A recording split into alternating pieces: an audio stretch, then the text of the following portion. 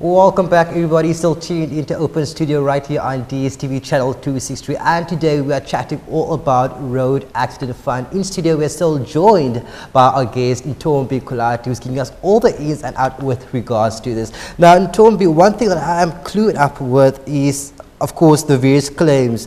When it comes to that, there is a post stage, right? But to our viewers at home who has no idea what that is all about, can you please tell us more about that? Okay, the post claims is whereby a person concurred in a car accident and then you go to the hospital and now the doctor tells you that you are paralyzed. And the question is, how are you going to go home? How are you going to sleep? Because in some instances, even the bed that you sleep in, it needs to be changed.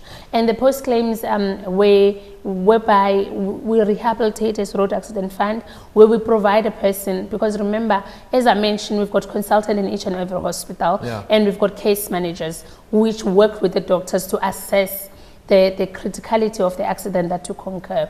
And then if ever you need a wheelchair, you know, there is those automatic wheelchair whereby you can just use a remote to use them.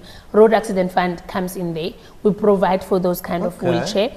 The bed, because sometimes you need a different bed so that you can be comfortable enough so that if someone needs to feed you, you can be able to do that. And another post a benefit, I can call it a benefit that we provide, is that maybe you don't have anyone to take care of you. Your wife is working, or your wife is working and now needs to stop working.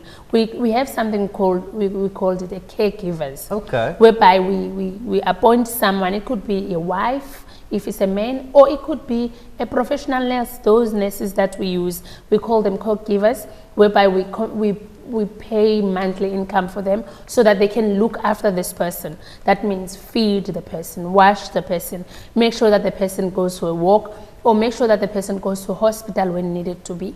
Or if the person cannot drive himself, and then we use those ones. So those are the post things we do. Or if we need to renovate your house, because remember there's a ramp if a person that is on a wheelchair needs to use, or a certain toilet that needs to be done so that you can be able to sit. So we provide those things as well. We outsource it, of course. We get a code from our supply chain, and then we'll know, okay, this person stays in this address, and then we go and renovate your house in those basics.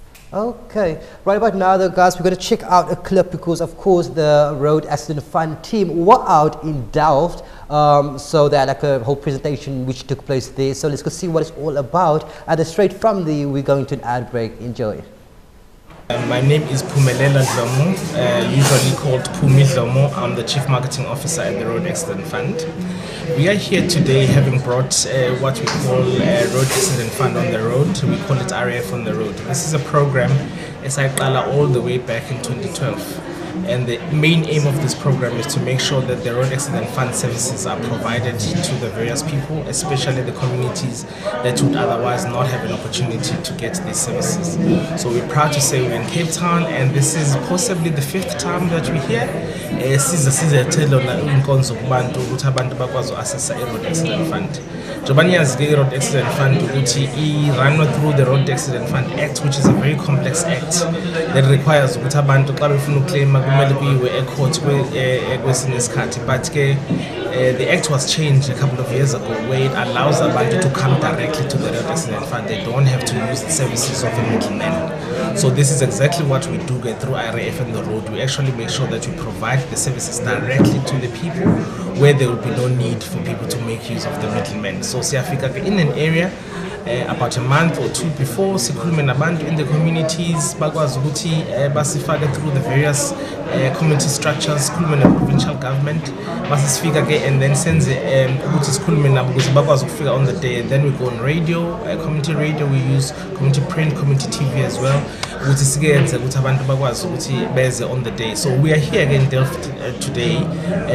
This is where actually it's happening. All it is basically taking our services as they would happen in the office and actually putting them out there in the community. So today a person can come through and claim which means registration of the claim, and the person who also already has a claim can actually come through and have a look in terms of the status of their claims. Those also who've had fraudulent claims, also they can report those and they can be assisted.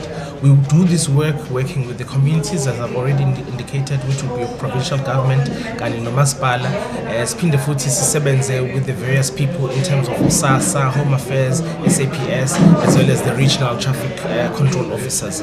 That is to make sure that the bouquet of services relating to what we do are actually provided to everybody. Our mandate is very simple, is to make sure that we provide assistance to people who've had road crashes in South Africa. But on top of that, we also make sure that we also send out the message to people that road accidents are a serious thing. As it is this morning, it's before 12 o'clock. We've actually already have assisted and worked with over 510 people. That's an indication how many people actually are affected in the various areas. So that is why it's important and critical for us to make sure that we take road safety quite seriously. So our message is that to the youth out there, to the people out there,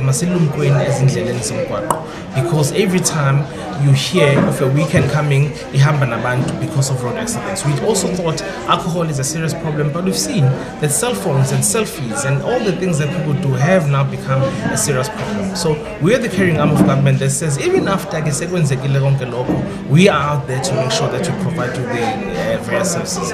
We can provide you services for the funeral support for those if people have been deceased, loss of support, loss of income, and also post-crash care, which is basically making sure that abantu, once they've actually had they've been assisted in an accident and they've survived, and they can also leave after once being looked after by the Road Accident Fund. We pride ourselves in being the carrying arm of government. Thank you.